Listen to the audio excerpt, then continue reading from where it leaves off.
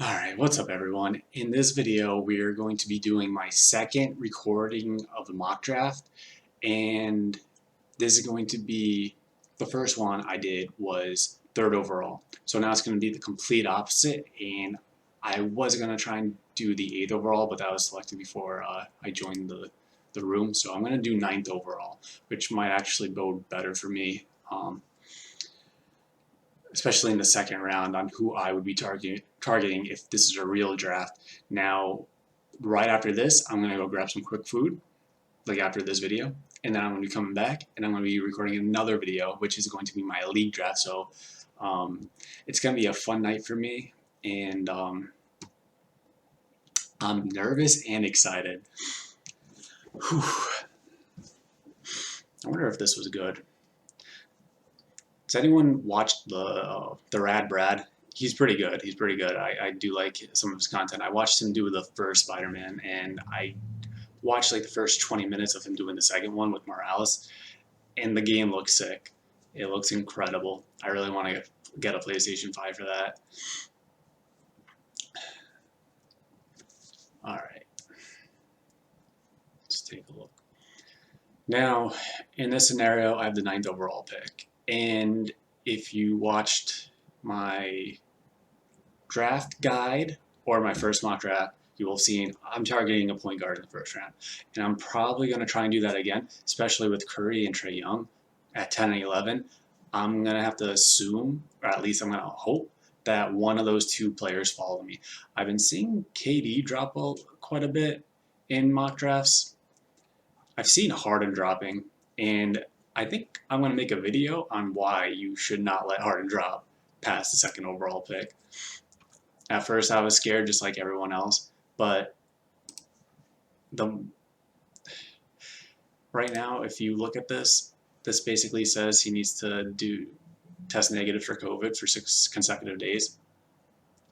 So the rest of this, it just basically means he arrived in Houston.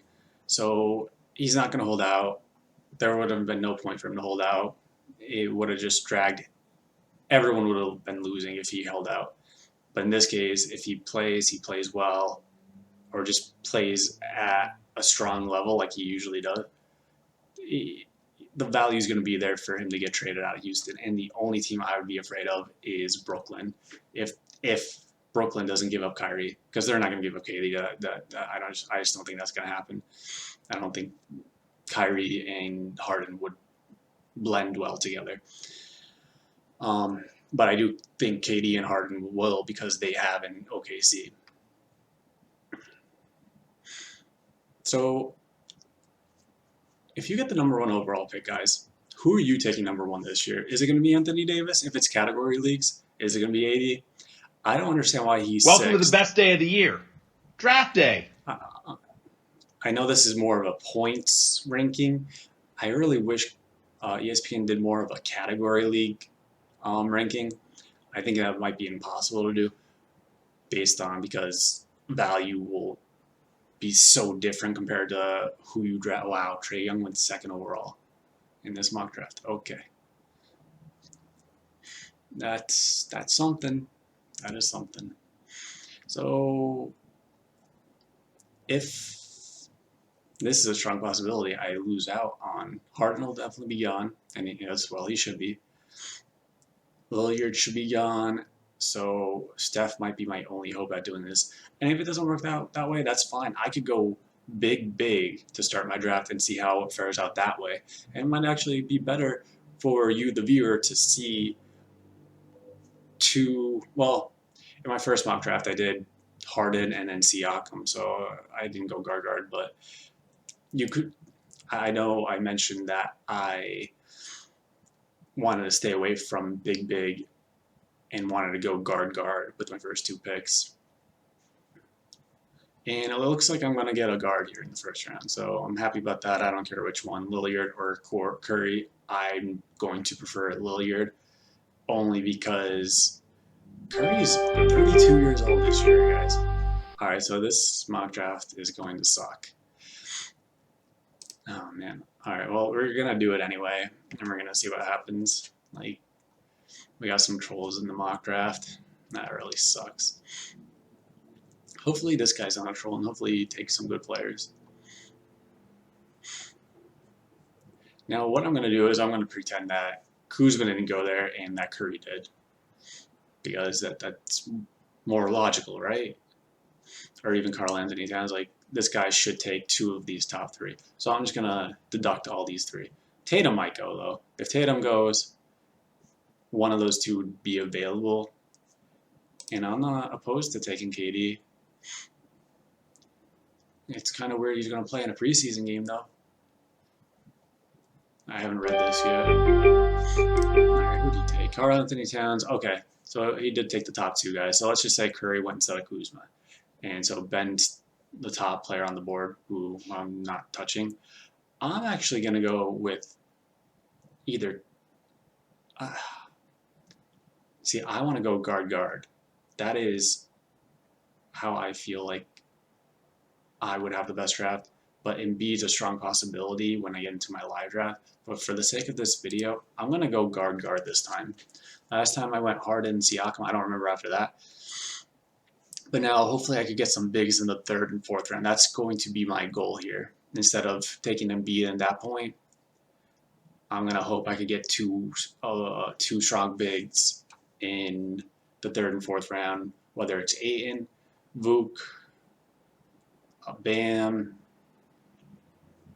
and Nurkic. Those are going to be my targets for the 3rd and 4th rounds. Or if Siakam falls in almost every one of my mock drafts. And every time I look at his numbers, I'm astonished. Good percentages, 2 threes a game, solid rebounds for a power forward, solid assists for a power forward, and then 2 overall for steals and blocks, just 2 overall and a ton of points for a power forward. I wonder how high he ranks in points. I mean, I'm kind of curious on where he ranks as a power forward. And okay, so he went before Embiid. That's interesting. People are scared of Embiid this year due to injury concerns, but I wouldn't be. So the guy who has the 1st overall pick went the Greek Freak, Embiid, and Bradley Beal. So that's kind of like a weird mixture because you're kind of throwing your free throw percentage in that regard, taking the Greek Freak. So I don't know why you didn't try taking Zion or Drummond. But I mean, everyone has their own methods. I don't know who else went where. Like Trae Young baffles me. Okay, so it definitely looks like I'm going to get either Bam or Ayton. And for my number 1 big, I'm happy with either or. Now, if we go to show drafted, I know I have a strong assist in Lillard at 7.5. Now, I don't think Booker is going to hit this 6.4 assist standard. So it might be my better interest. And these guys are going to score a lot of points. So it actually might be better to take Bam here. And another reason is he's going to give me just slightly better numbers in the steals, in solid amount of blocks, just like Ayton. So the only thing that hurts me a little bit is the free throws, but still 73%. I'm okay with that, and a really strong field goal percentage. So I'm perfectly happy. If I could get Bam in that 3rd round, that'd be awesome. Now he went Ayton. Now I'm actually going to pass over Vukovic and take Nurkic, as long as I'm going to read this first. Okay, so this is about completing COVID protocol, and that's perfectly fine. I'm okay with that. I think Nurkic has higher upside than Vuk right now. He seems to be a little bit more injury prone, and that's okay. I'm willing to take a chance in the 4th round. No, none of the other players. Actually, it's the complete opposite. Like with Lillard, Booker, and Bam, I don't think any of them ever really get hurt. Let's check out Bam.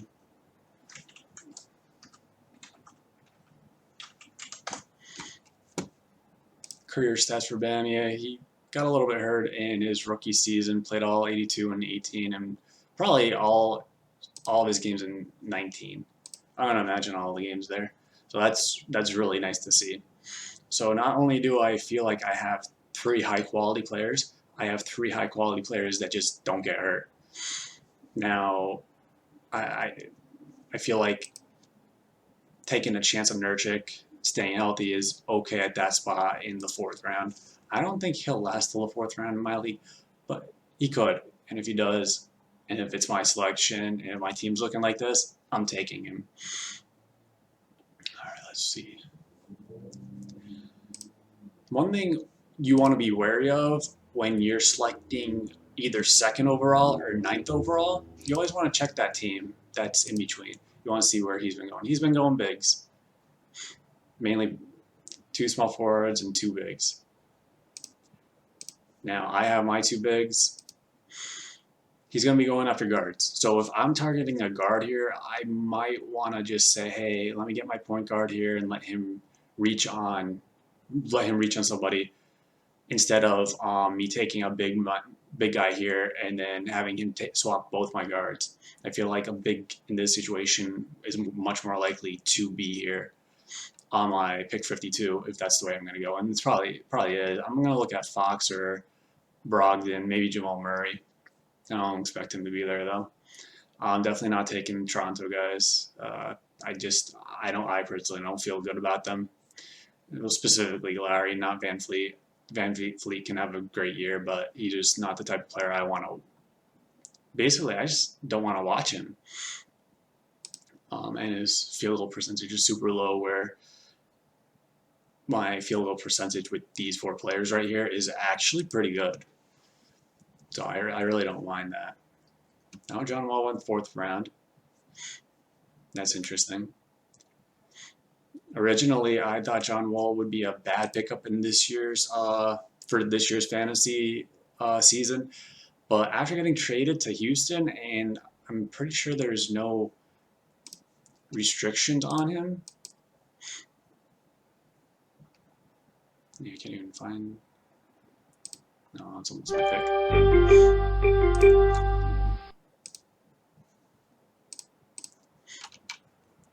All right, so let's say I really like Zach LaVine. I probably wouldn't take him this year, but I really do like him. So who went? John Collins went. I would have taken him. Christian Wood, I would have taken as well. I'm gonna pass on both these guards, and if either McCollum or LaVine, hopefully LaVine falls to me, I'll probably take him coming back. But right now, I definitely want to get Brogdon and solidify my free throw percentage. Quick, make your pick. Even my field goal percentage is all right. I'm gonna get my assist too. Brogdon's just gonna be a solid 3rd guard on my lineup. And okay, the auto draft did something I did not expect, which was to take 2 more small forwards. So that team who's getting auto drafted has 4 small forwards. That's I don't know. It's kind of crazy if you ask me. Now, I like Covington here, but I really like LaVine. I don't want to go too guard heavy, but I don't think I could pass. I feel like maybe I draft LaVine to trade him at some point. His numbers for a 2 are really good. Quick, make your I pick. could take him now, and I could either trade Booker at some point in the season or LaVine.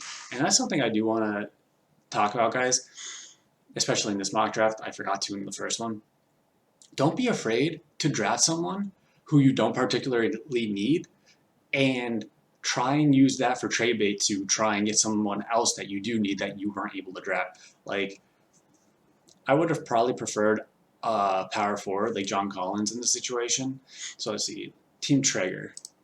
What does Team Traeger have? See, he's all balanced all throughout. But maybe he would like, no, he probably wouldn't like having a LaVine because he has Harden and Mitchell.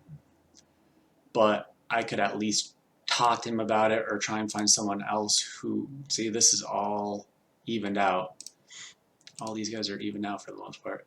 Okay, so I wouldn't mind taking Sabonis and trading LaVine for Sabonis. I would actually love that. I would do a 1-1 for that. I wouldn't mind that at all. He gets his starting 2, and I get the second forward that I was looking for. I wouldn't mind that. And that's a fairly fair trade. I mean, Sabonis clearly, I would imagine he's more valuable. So maybe I would have to throw in a little bit, and we'd have to work it out with a secondary player or something like that. but that'd be a great way to start a trade.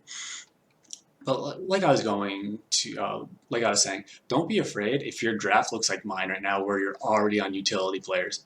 Don't be afraid of that. Don't be afraid of, oh, I need this position or that position. Your team, this isn't a final product by any means. Don't forget, your league's gonna have IR slots, and it's going to have waivers, and your team's gonna go over 100 different transformations, and odds are the bottom at least 3 guys on your team will be cut within the first month. So don't be afraid to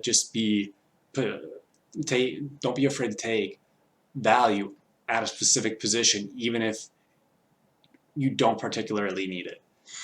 Because I don't mind having Lillard, Booker, Brogdon, and Levine on my team. Yeah, my bigs are hurting right now, but I also have done enough research to believe that I can get bigs at the end of the draft as well.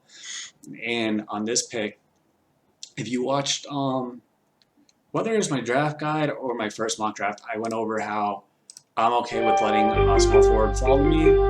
And did my guy go? Did Porter go? Porter went. But you know who didn't go? Jaylen Brown. Jaylen Brown, welcome to the team. I'm all perfectly fine with reaching on Jaylen Brown at that point. And normally I would look to see who else is there, but for mock draft purposes, I just wanted to go in and take him. Now for me, let's see, my next pick is 89. My bigs are a little bit weak right now, and that's how we're going to begin the season because I'm taking Jaren Jackson. Now he puts up some great and unique stats. You know who he's a lot like fantasy-wise? He's a lot like Brook Lopez, like 3 or 4 years ago, who would put up 2.5 threes, get you a couple blocks a game, get you mid to high teens in points, but won't get you a lot of rebounds. But he'll still have good percentages. Really weird, but highly effective. And I think Jackson at this point from this particular team is a no-brainer. I'm not really high on any of these players, up to maybe DeJounte Murray.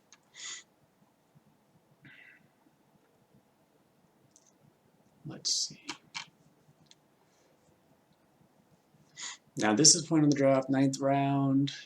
This is where I might be doing some reaches as well. First off, I do want to look at small forwards. I still don't mind taking Wiggins if he falls to 89 or 92. I wouldn't mind that. Or either Bogdanovic brothers.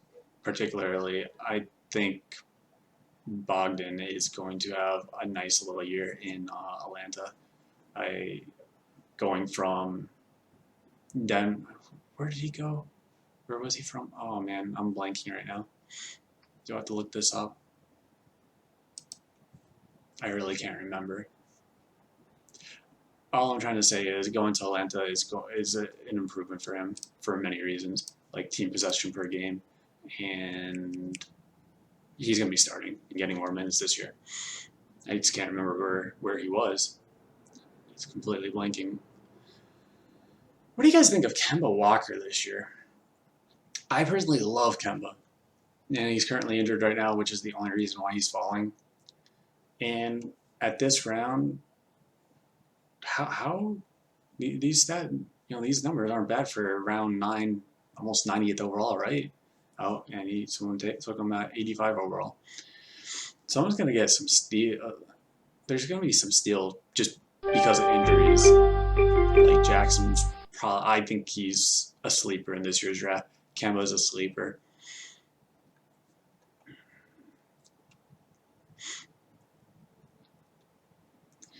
All right, so place I would go right now because I don't like any of the higher guys. And now that Washington finally has a point guard, I'm kind of curious to see what Thomas Bryant can do with the point guard. And that's where I'm going to go with this pick. Now, I have 3 centers right now. Do I finish it off and take DeMarcus Cousins, or do I go somewhere else? If you look, I still technically don't even have a small forward on my roster. I have 4 bigs, 5 guards. And So with that being said, I think I could come out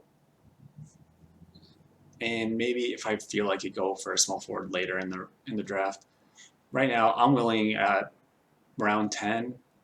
I'll take a chance if DeMarcus Cousins puts up these Quick, numbers. make your pick. He's going to be more than worth it at this position.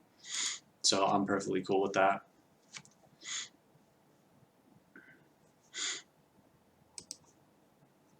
Now looking at my team, let's see. The one thing I will say, well, no, I should be good in points with Lillard, Booker, and Levine leading the way, maybe even Nurkic.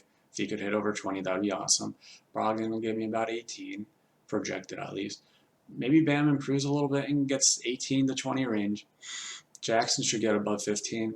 Now, Jaylen Brown, I don't know what to expect out of him, but I do feel like his floor is a lot higher than where he was drafted.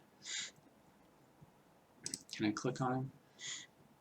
Even last year, if I could get 20 points from him, 6 rebounds, 2 assists, 1 steal, only 2 turnovers a game, I'm cool with that. I am cool with that. All right. So I typically don't like. All right, yeah. So we're gonna go with Bogdan in this scenario. So I'm gonna actually finish this draft with no small forwards, by the way, and no small forwards. Now, do I go? I know who I want to go after, if he's even here. All right. So he was taken. I wouldn't be able to take him anyway. He's a center. What am I thinking? All right. So I have rounds 12 and 13, 2 point guards. At this point in the draft, for me personally, I'm going to look at trying to take high side players, like players with major upside. So why not take a rookie? I typically don't condone it, especially in the mid or early rounds. I would never take a rookie. Very, very seldom will they live up to that expectation. But in the 12th or 13th round, if you believe in a rookie, why not go for one? If he doesn't make your team, oh well, it's a 12th round pick. Pick up someone new off waivers. It's not a big deal. And so in this point of the draft, for me personally, I think for this year specifically, I'm going to be looking at players who are young and haven't hit their potential yet. So I'm going to try and bank in on that potential. If I do that, my odds of being in one of the best teams in the league go up significantly. Then we have the other, oh, okay, he's gone. Oh, Bagley's still here. What's going on? I think it's COVID related, right? Yeah. COVID. So to finish the draft, I'm actually going to go with Bagley and get a second power forward in my lineup. And I mean, he probably shouldn't be down this far, but in this scenario, I'm happy he is. Yeah, I'm just happy he is. It'll be a great addition to round out my team. Now, overall, I like this team a lot more than in my first mock round when I wasn't ready for this new draft list. Now, I really do like this list, and I don't know, maybe I might even keep Levine if it turns out he's a 2 and a small forward. I don't think that's the case because other guys are labeled with 2 different positions, but if that is the case, I would move him into my small forward lineup. But this is typically how I like to do my drafts. I like to go either guard heavy or big heavy and round it out with the opposite. So if I go point guards first, then I get my big second, and then I'll worry about the small forward position last, because the small forwards to me are like tweeners, and once you get past a certain amount, like after Kevin Durant, LeBron James, Kawhi Leonard, after those 3 guys, it all kind of blends in pretty well together, and there's not such a substantial difference between small forwards. Whereas you could get a big that's significantly better, or a point guard who's significantly better, which is why there's 4 or 5 point guards in the first round. All right. I know that was a pretty fast mock draft, and I don't mind that. I don't think I have anything else to say about this mock draft. I hope you guys like this video. If you do, hit the like button. Please subscribe to my channel because I'm going to keep doing more videos throughout the whole basketball season. So subscribe. Hopefully you guys like this content. Hopefully it helps you. Hopefully it informs you. Hopefully it helps you in some way. And that's all I got for you guys. All right. Have a good night, guys.